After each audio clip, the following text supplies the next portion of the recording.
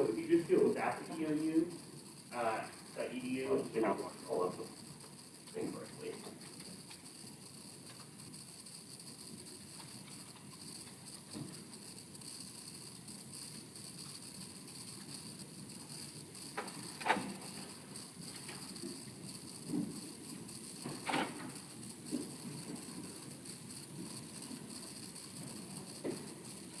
Oh, shoot, this is Oh, the one line.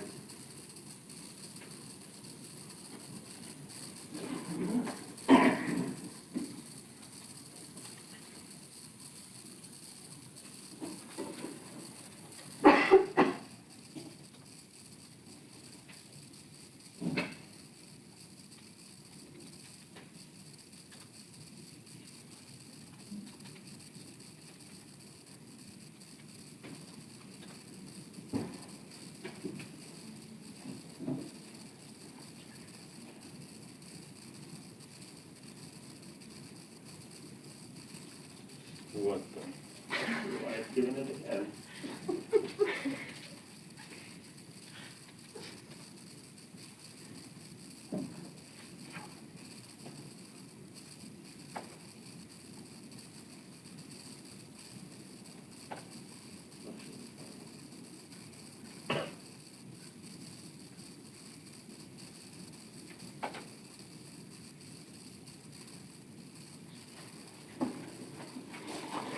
You're going to start whenever you're ready.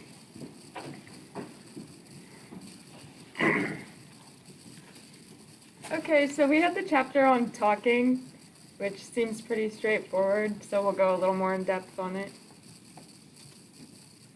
First of all, what is talking? Talking is the physical act of using words in the form of a conversation to communicate with someone else.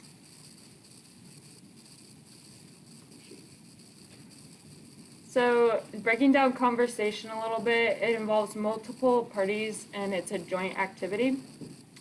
And both of these parties are interacting or taking turns, and this interaction can be both passive or active, and it occurs in real time, and it's how we create, maintain, or end social relationships. A few of the different kinds of conversation would include dialogue, which is like traditional conversation or exchanging information and building relationships. And this is something that we do every day, and it's just like talking to your friend or just having a conversation, or what we would normally think of as a conversation. And then the second type is debate, which is two-way competitive conversation, and the main goal for this is persuasion. So in a formal setting, this could be like if you're on a debate team and you're at a competition, or it could be just like arguing with someone about something. And then the third type is discourse, and it's one-way cooperative, and it's used to pass information, where one person delivers information while the other listens. So like right now, this would be discourse because we're delivering information to you guys. And then diatribe, which is one-way competitive, and it's used to express emotion, and it's used to either like inspire or intimidate. So an example of this would be like if you're mad about something and you go and you're ranting to your friend and they're more just listening to you when you're upset. And conversation in today's world, there's a lot less in-person conversation, obviously, because of technology, and younger generations prefer this rather than like in-person talking and having to think on their feet. Interpersonal versus interpersonal communication. We've talked about this before, but interpersonal is communication done with one's own self. So like when you wake up in the morning and look in the mirror, I look great today. Interpersonal is communication where exchange of ideas and information happens between two or more people. So this can be face-to-face, like talking to a friend, over the phone, written, even on a piece of paper, exchange between two people, or online, like email. Communication in different settings. Communication varies depending on setting, which depends on the environmental context. So, like the workplace, it's going to be fast and effective. You want to kind of get the job done fast and make sure that's happening quick. Sports, you want to talk about different plays, problem solving. Like when you call a timeout, obviously that's going to be done pretty fast too. Usually in sports, like you want to problem solve most of the time. That's why you'd call a timeout and you're talking to your coach. Doctor to patient, obviously that's going to be more specified and clear.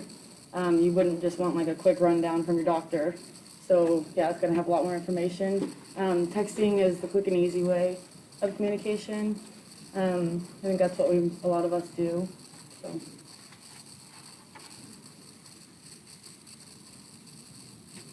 The communication motives are pretty straightforward too. It's you communicate with others for these reasons, such as control, to gain compliance, relaxation, to rest and relax, to escape or like get out of something, and inclusion, to express emotion and feel a link to the other person, affection, to express love and care for another person, and pleasure, to communicate for enjoyment and excitement, and practical needs such as problem solving, preventing issues, or just getting what you need. So sharing personal information, one of the main functions of conversation is to share information about ourselves. This process is called self-disclosure. The amount of information someone will self-disclose is determined by many factors. So when you're speaking with someone, this might depend on like your personality trait, whether you're an introvert or an extrovert. A shy person isn't going to tell much about themselves necessarily as much as an extrovert would. Or your cultural background. Some countries may right off the bat share lots about themselves, and others may not. Emotional state also depends on this. So if you're sad, you might keep to yourself. If you're really happy and excited, you might share a lot more. And then your physical environment. If you're in class, you might not share as much about yourself, but if you're on a first date, obviously you're going to want to share a lot more. So your motives for self-disclosure. So there are main two motives for self-disclosure. This is social integration, which is like forming interpersonal relationships and finding what we have in common with someone else, and impression management, which is the attempt to generate a good impression of yourself to someone else. So there are a lot of techniques to impression management. We commonly use 6 different ones. And the first one is self-description, so talking about our own characteristics. Accounts, when someone is describing the events of something to the person that already knows. So this could be like you did something wrong and the person already knows you did something wrong and you're trying to explain yourself and make yourself look better and make the situation look not as bad. Apologies, when someone admits they have done something wrong while trying to downplay the severity of the incident. And then entitlements and enhancements could be explanations that make someone look even better than they really are. So like taking one situation and like adding twists to make yourself look better. And then flattery is the use of compliments to get someone to like you more. So when you first meet someone, complimenting like maybe their hair, with their outfit. Favors, doing something nice for someone to gain their approval. So, I got self-penetration theory, and so in 1973, Erwin Altman and Thomas Taylor were interested in becoming, to see how individuals became closer to each other, so like forming relationships, making those relationships get bigger, stronger. So basically this theory helps to explain how individuals gradually become more intimate based on their communication behaviors. So, like I said, just like trying to build relationships on that one. A person's personality is like an onion, it has multiple layers. That was kind of like one of their theories they had put together. And then there's 3 factors that influence what people disclose. We kind of already covered that. So like personal characteristics, possibility, reward, or cost with disclosing to the other person. So like information might have repercussions if the receiver doesn't like you or agree with you. And then situational context, telling your romantic partner that you want to terminate their relationship on your wedding day, stuff like that. And then I have like types of self. So we have like open self, which is how we like information that is known to ourselves and other people. So if I was like talking to you about something that you guys already knew and all that stuff, like let's say like the Northern Football game, we're talking about that. You guys already know that. I already know about what happened. So hidden self would be what is known to ourselves and not others. So if I know it's something and then you guys don't know anything about it, and I'm just kind of keeping myself about it. And then blind self, what we don't know about ourselves and that others know. So like, you might know something about something that happened with me that I don't really know. Like, so unknown self is information not known by ourselves or others. So no one really knows in that situation.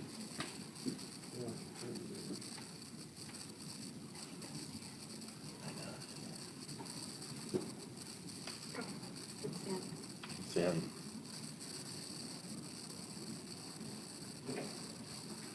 Great work.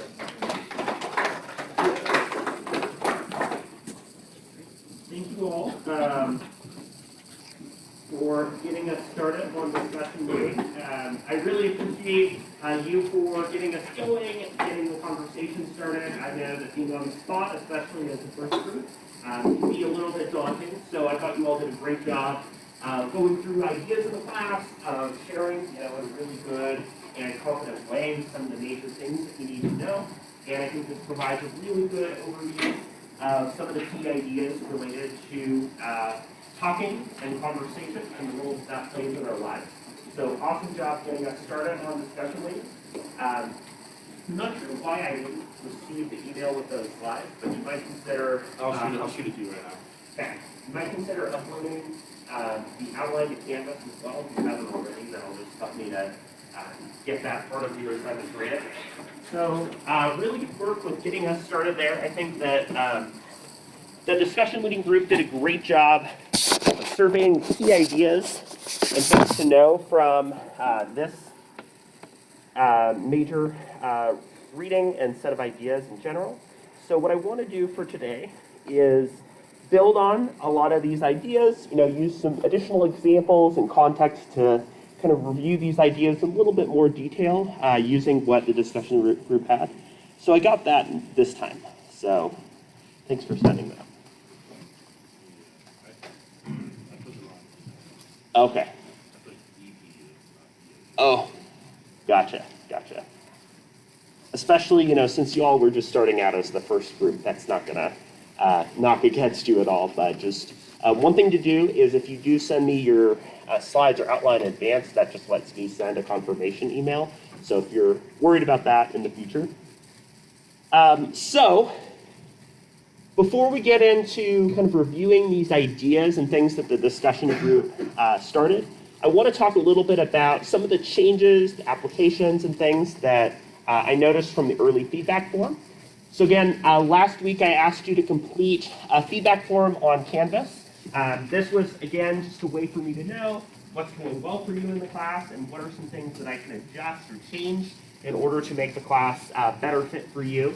So I really appreciate you taking the time to offer that feedback to me. Please let me know at any point in the quarter if there's anything that I can additionally do to support you in the class. Yeah, guys.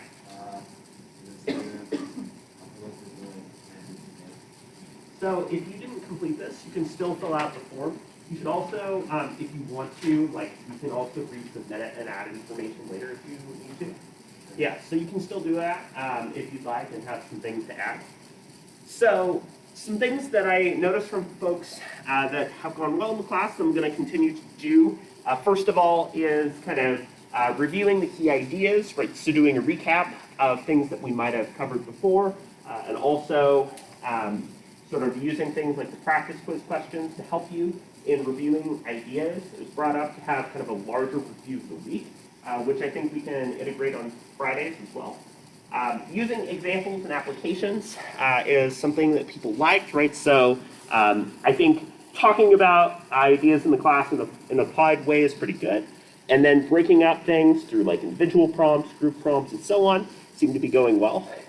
So one adjustment, right, was highlighting key terms. So I did that earlier, and I'll do that again in the future, where at the very beginning of class, I'll outline, here are the new terms or ideas that I'm asking you to know for today. More time for questions, participation, and conversation, I think is a really good idea. You're welcome at any point to ask me any questions. I'm also going to kind of have more opportunities to pose questions for the group. And then a couple of folks mentioned maybe some uncertainty about course expectations, support, and so on. So it's really important to me that you feel like the sort of expectations and guidelines that I have for the course are really clear. So if you're not feeling that way, I'm happy to help clarify anything. Remember that for a lot of the major assignments in the class, I typically will include like a rubric, an outline, or something to help you with completing those assignments so that you know what to expect. As far as reaching out to me, again, I have 10 to noon Monday, Wednesday, Friday, either face-to-face or Zoom, and if that time doesn't work for you, I'm also able to set up an appointment. But please, again, I've been in a similar position where it's like adjusting to a new year and a lot of new situations, so I'm happy to help you, if there's any support or issues that you need there. So if you're feeling a bit behind or lost in the course, or you need some additional support, please don't hesitate to reach out. So I want to start by talking about this idea of a conversation. I think the group did a good job of discussing and going over some elements of conversation and how it relates to our own lives, right? So conversation is something that, our group mentioned is not as common anymore, right? We tend to see a lot more online discussion, or maybe especially with COVID-19, less conversation with other people in general that allows us to get to know and understand people. That being said, right, there's a few things that we would generally associate with conversation, and that affects both our ability to talk to other people and also take on the role of listeners, which we'll be discussing a little bit more in Wednesday's class, right? So generally speaking, conversation is two or more, so conversation is not really intrapersonal. While we might say that you're having a conversation with yourself, you're not exchanging meaning or ideas with another person. The idea of a conversation generally being reciprocal is important because a conversation is not necessarily something like a TV show or a PSA, right? Because that's an entirely one-sided relationship. Even if you have something like a lecture or something that's more one-sided in its communication, oftentimes there's still some degree of feedback. You might think back earlier in the class to the transactional model of communication. The transactional model of communication, right, suggests that there's a sender, a receiver, there's like feedback and noise that play into the communication too. The idea of feedback is important for conversation because when you're sending a message, typically you're going to alter the way that you're sending or talking about that based on the feedback that you're receiving from the other person, such as their nonverbal cues or signals, right? So if you're talking about a subject with a friend and they seem kind of tired, they're rolling their eyes, you might change the subject or check in with them and say, hey, are you doing okay? So even if a conversation seems a bit more one-sided, the role of feedback is still important and still contributing to this idea of reciprocity. There's still a give and a take. You might also think back to uncertainty reduction theory, the idea that we disclose and share more in order to make our relationships more predictable. Generally speaking, when we don't know people very well, it's very kind of back and forth when we disclose and share fairly similar information. So like you're just getting to know people and you say, what year are you? What's your favorite color, right? And it's a very kind of staccato, here's this question, we both answer it. Here's another question, we both answer it. When we know somebody better, our relationships are oftentimes a little bit more one-sided, depending on the conversation. So if you have a really good friend, right, maybe the friend's having a rough week and they need support. So they vent to you, you listen. Maybe the next week, you have big tests and you're reaching out for them. So we become more comfortable over time with conversations being less even. But generally speaking, a conversation does involve some degree of reciprocity, of both parties gaining something from it. It can generally be face-to-face. Again, because nonverbal communication is such a huge part of what we do, that plays a really big role. But it can also involve using things like audio. Folks who use sign language, right, are engaged in conversation as well. Things such as FaceTime and Zoom and so on are also ways to do that. And one important component of conversation is this idea of self-disclosure. The group talked a little bit about this, but self-disclosure is a really important idea because we communicate not only to hear other people, but to make ourselves heard, right? When you were sharing words to describe yourselves a few weeks earlier in the class, you were self-disclosing. You were sharing things about yourself that you wanted other people to know, or that you felt like were important to share about yourself to other people. So we do this all the time, and we communicate whether we want to or not to reveal a little bit more about ourselves to other people. Even if we don't intend to do that, the topics that we choose to discuss, the ways that we use nonverbal communication, like gestures and so on, are all elements that tie together to our communication.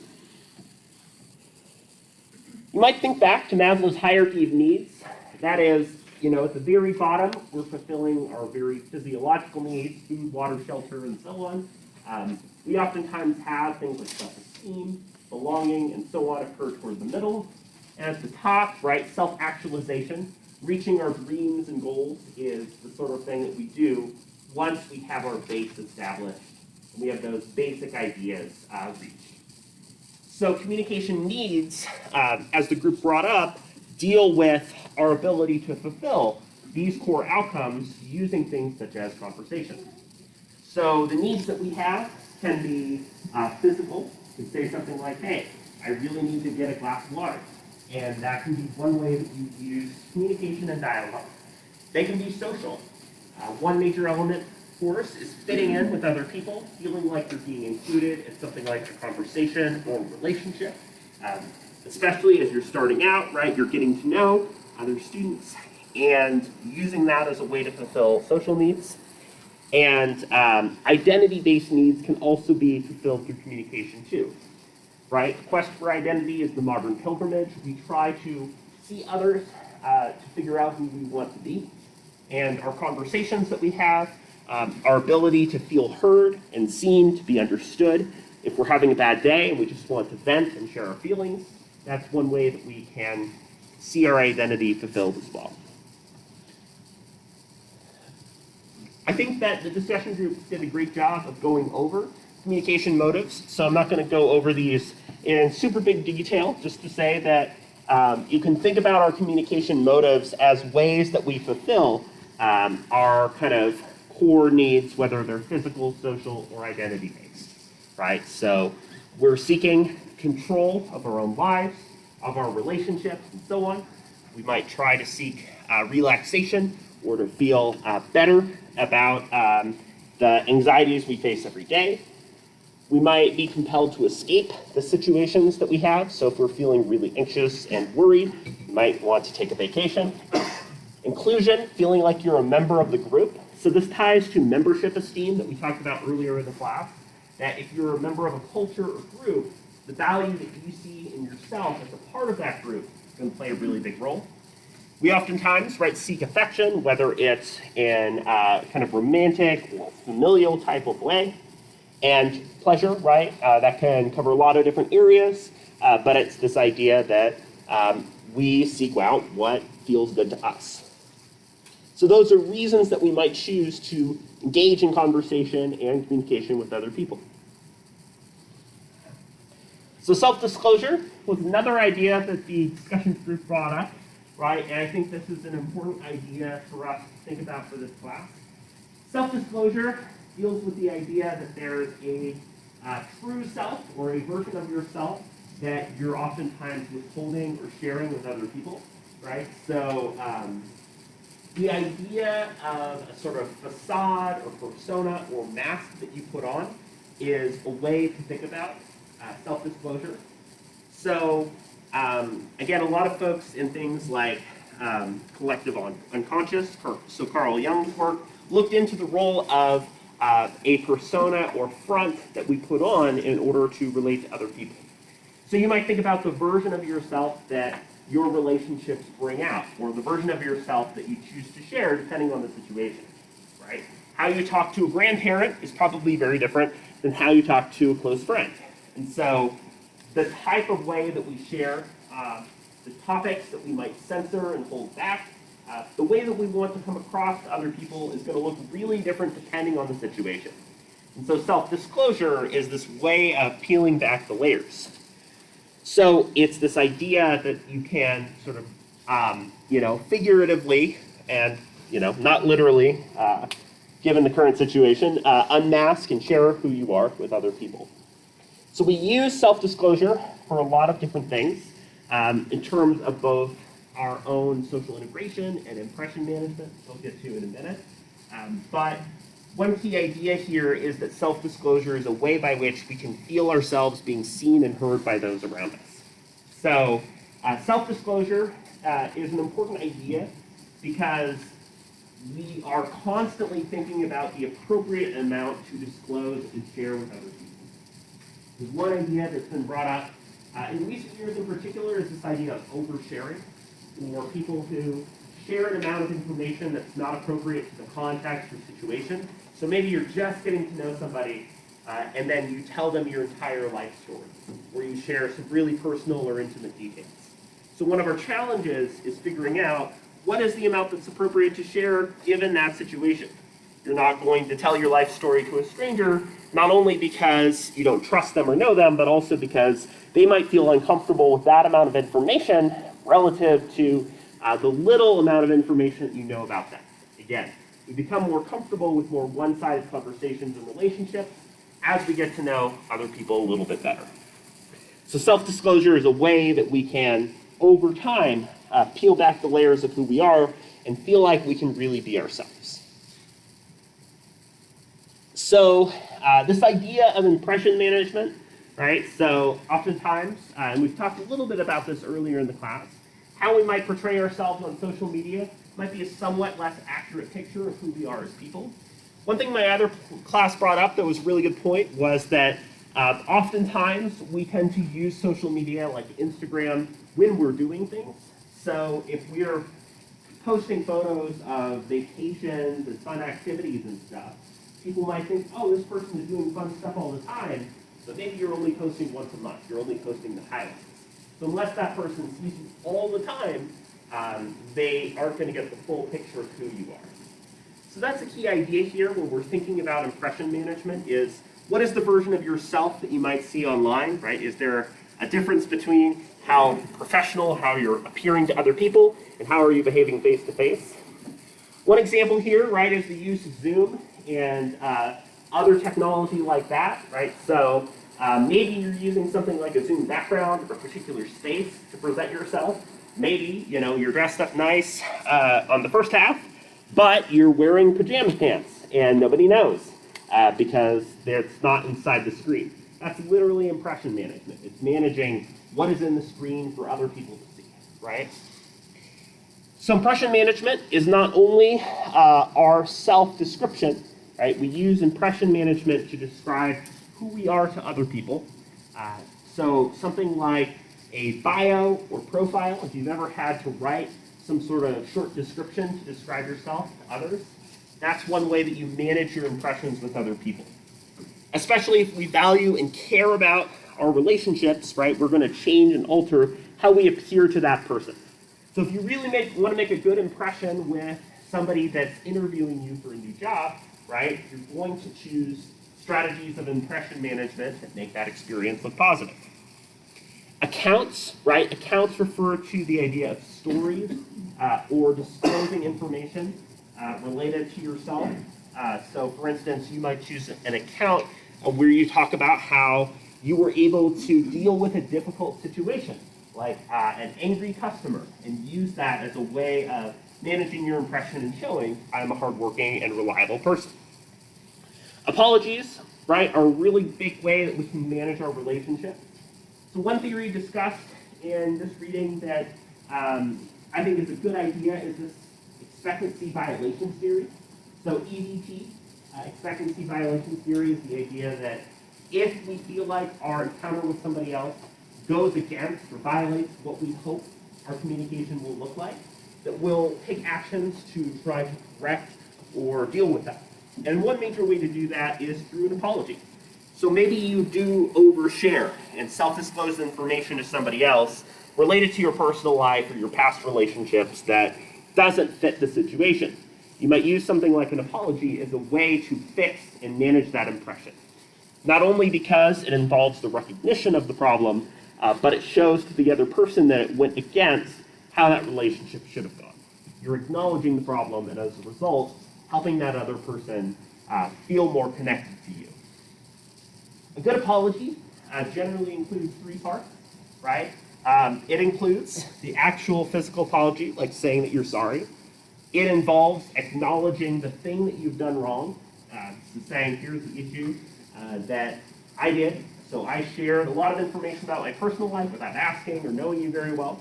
And then the third part, typically of a good apology, is an explanation of what is going to be done to correct or prevent that problem from happening again in the future.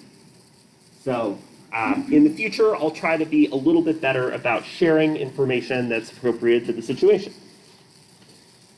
Entitlements and enhancements are another component, right? So we might use those things in order to bolster our impression to other people. So for instance, using something like a title. So maybe you've got a law degree and you're using that background or credibility as a way to build your profile a bit. That's one way that you can manage your impression too. Flattery, right, where you're complimenting and speaking positively about the other person, kind of allows them to let their guard down, to show them that you're interested in them as people, and might help to manage your impressions too. And favors, right? So favors can be doing some sort of action or support for somebody else. So as a result of doing that, they might think of you as reliable and somebody to count on because you're taking good action. So we manage our impressions through communication in a lot of these different ways. So social penetration theory, right? How many folks have seen Shrek?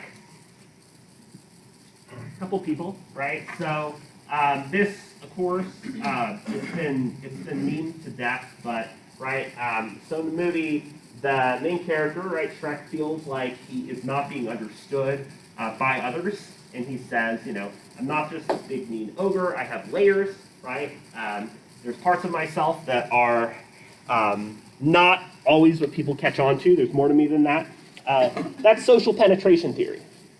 So social penetration theory deals with the idea that there are different parts of ourselves and our interests that over time, through our relationships, we get to peel back.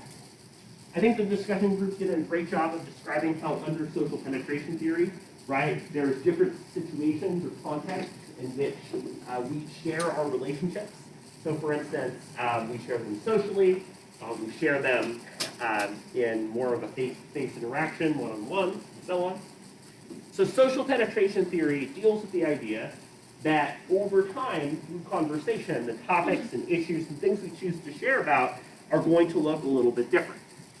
So if you think about it, and you think about the conversations that you've had with a stranger versus a really close friend, it's not just that it's more one-sided, one way or the other, or you feel more comfortable. It's that the things you choose to talk about look a little bit different.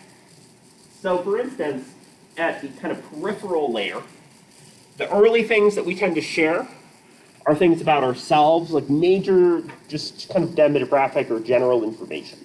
Things like our age, our major, our hometown, and so on. In our first day of class, I asked you to share some of that information because it provides a way of comfort and it provides information that's relatively low stakes. Generally speaking, stuff at the peripheral layer is information that you could pretty easily find out about the person without directly talking to them. But it's a way of us testing the waters.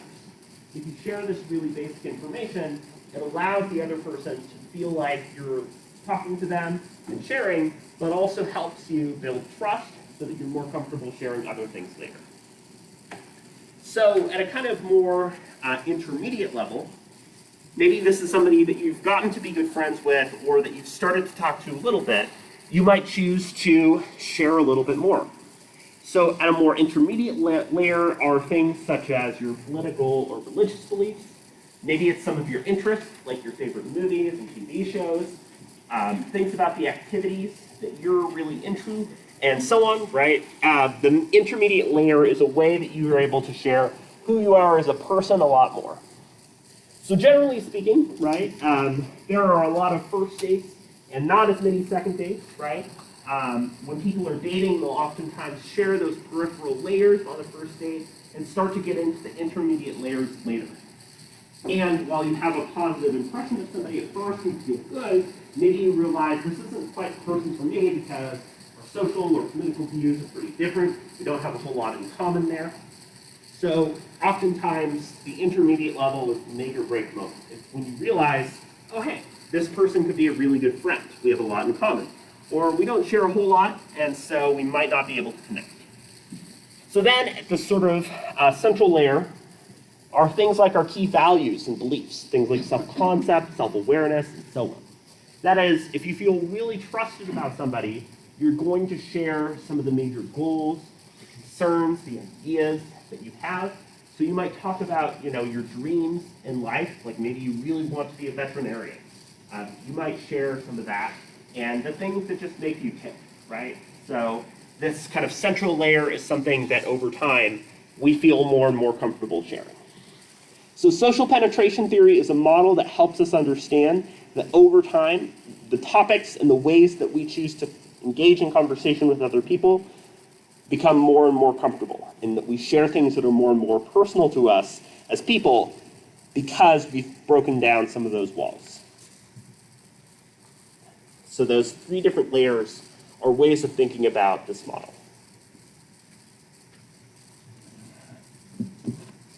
Another key idea that our discussion leading group was hinting at today is the idea of the Johari window. So the Johari window is a good way of thinking about the different components of our identity and how we choose to share that identity to other people.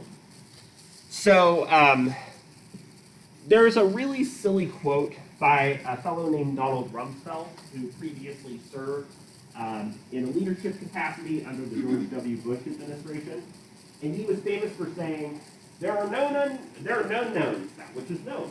There are known unknowns, that which we know we don't know. And then there are unknown unknowns, that which we don't know we don't know.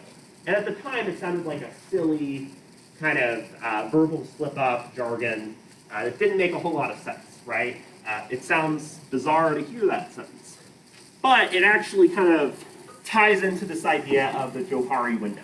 We have our known knowns, right? The idea of the open self in the top left quadrant. The Johari window is a way that we can understand who we are and how we present ourselves to other people.